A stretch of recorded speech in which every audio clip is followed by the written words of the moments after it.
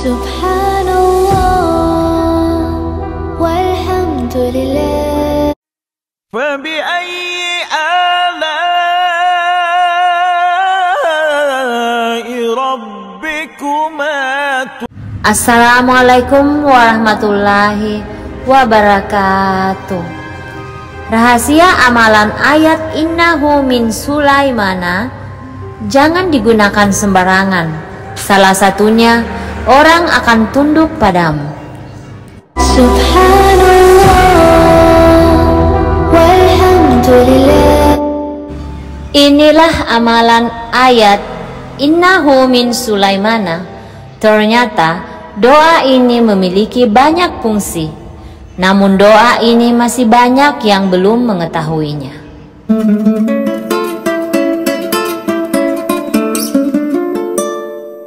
Misalnya saja, seseorang mengamalkan doa ini dengan tujuan karena adanya hajat, maka insya Allah amalan ini bisa dilakukan, sehingga perlu mengetahui tata cara penyatuannya. Doa ini juga banyak digunakan untuk penunduk, pengasihan, penglarisan, dan pengobatan. Tetapi ada banyak fungsi dari amalan ini, bukan itu saja.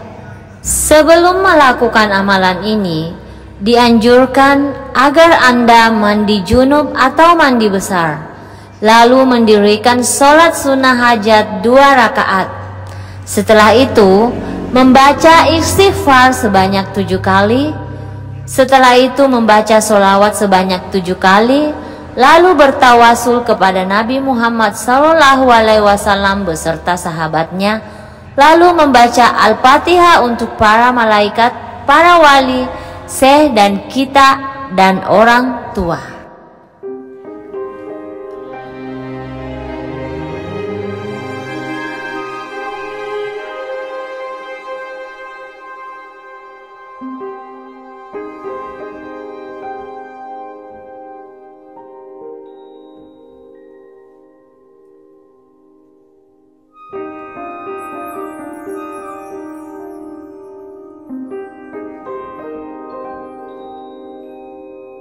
Membaca doa ini atau amalan ini ketika kalian memiliki hajat, maka dengan izin Allah Subhanahu wa Ta'ala, orang yang melihat Anda akan tunduk ataupun segan. Jika untuk pengobatan non medis, cukup baca 7 kali diawali dengan Bismillah, lalu membaca doa Sulaiman sebanyak 7 kali. Setelah itu tiupkan ke air lalu minta ridho kepada Allah Subhanahu wa Ta'ala. Jika doa ini sudah diselaraskan ke dalam air, maka ketika diamalkan akan ada perubahan yang sangat signifikan. Jadi sebenarnya ayat ini berada di surat An-Naml ayat 30 hingga 31. Surah ini mengisahkan saat Nabi Sulaiman alaihi salam mengingatkan Ratu Balqis.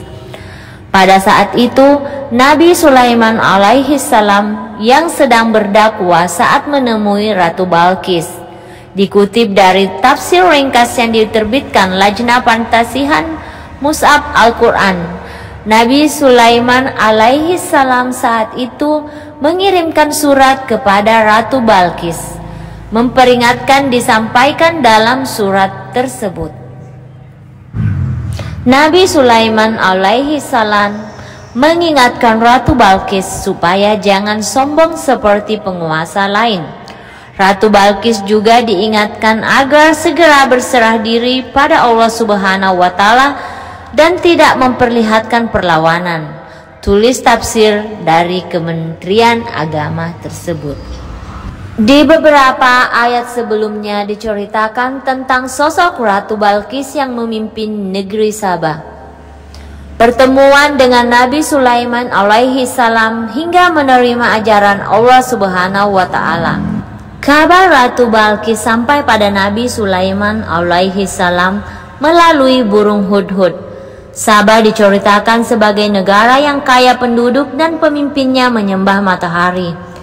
Nabi Sulaiman alaihi salam lantas mengundang Ratu Balqis ke istananya yang lebih megah atas izin Allah Subhanahu wa Ta'ala.